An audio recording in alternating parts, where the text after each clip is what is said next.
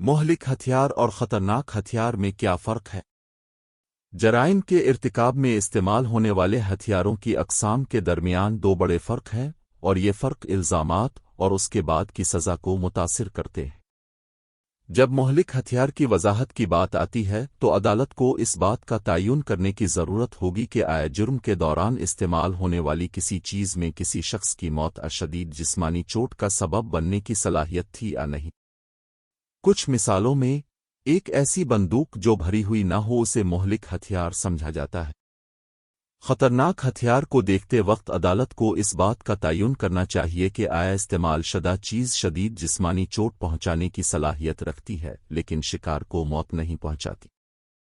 جرم کے دوران خطرناک ہتھیار کا استعمال ایک سنگین جرم ہے، لیکن اتنا سنگین نہیں جتنا کہ جرم کے دوران مہلک ہتھیار کا استعمال۔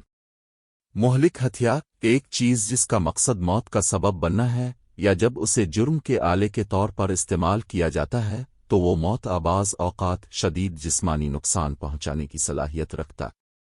نوٹ: اتارا ہوا آتشی اسلحہ عام طور پر ایک مہلک ہتھیار سمجھا جاتا ہے۔ اگرچہ عام طور پر الگ الگ ہوتے ہیں، مہلک ہتھیار اور خطرناک ہتھیار کی اصطلاحات بعض اوقات ایک دوسرے کے متبادل کے طور پر استعمال ہوتی ہیں۔